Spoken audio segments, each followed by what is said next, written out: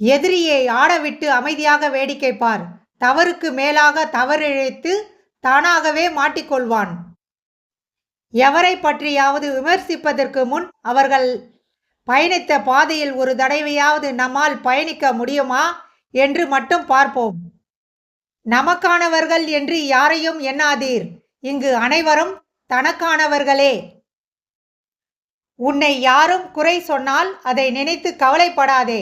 மாறாக உன்னை நினைத்து பெருமைப்படு. காரணம், உன்மேல் பொறாமை உள்ளவர்களால் தான் உன் குறைகளை நோண்டி பார்க்க முடியும். பட்டினி கிடந்து பள்ளியில் சேர்த்தேன், கல்மண் தூக்கி கல்லூரியில் சேர்த்தேன், வெயிலில் வெந்து வேலையில் சேர்த்தேன். மகனே, நீயே எளிதில் என்னை முதியோர் இல்லத்தில் சேர்த்து விட்டாய்.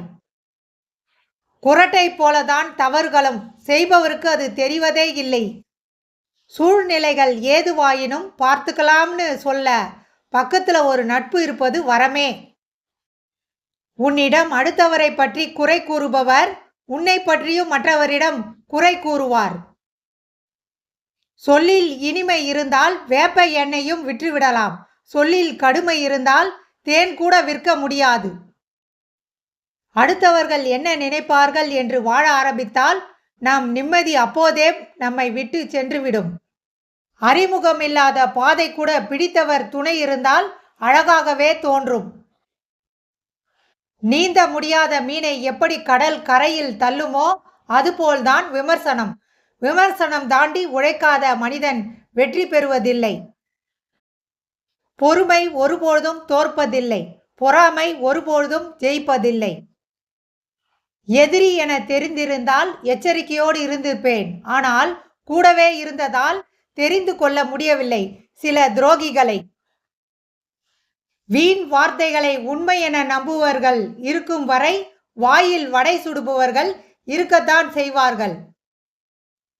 பாதைகளில் தடைகள் இருந்தால் அதை தகர்த்துவிட்டு தான் செல்ல வேண்டும் என்று இல்லை.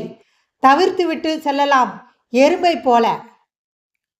நீ நல்லவனாக வாழ்ந்தாலும் 10 பேரில் 2 பேருக்காவது உன்னை பற்றி தப்பான அபிப்பிராயம் இருக்கும். வாழ்க்கையில் சிலரை விலக்கி வைப்பது, சிலரிடமிருந்து விலகி இருப்பதும் சுயநலத்திற்காக அல்ல, நம் தன்மானத்திற்காக. வெற்றி என்பது பணத்தை சம்பாதிப்பது மட்டுமல்ல, மகிழ்ச்சியை தொலைக்காமல் இருப்பதும் தான். 4 விஷயங்களை உடைத்து விடாதே: அன்பு, நட்பு, நம்பிக்கை, இதயம். இதில் எது உடைந்தாலும் சத்தம் கேட்காது, வலி அதிகம். தெரிஞ்சவங்க கிட்ட கொடுத்த பணமும் தெரியாதவர்கள் கிட்ட கொடுத்த அன்பும் கண்டிப்பாக வாழ்க்கையில் மறக்கவே முடியாத அளவுக்கு ஒரு பாடம் கற்றுக் கொடுக்கும். தடுமாறி விழுந்தவனுக்கு ஆறுதல் கூறாவிட்டாலும் பரவாயில்லை, அவமானப்படுத்த வேண்டாம். நாளை நீயும் தடுமாறலாம்.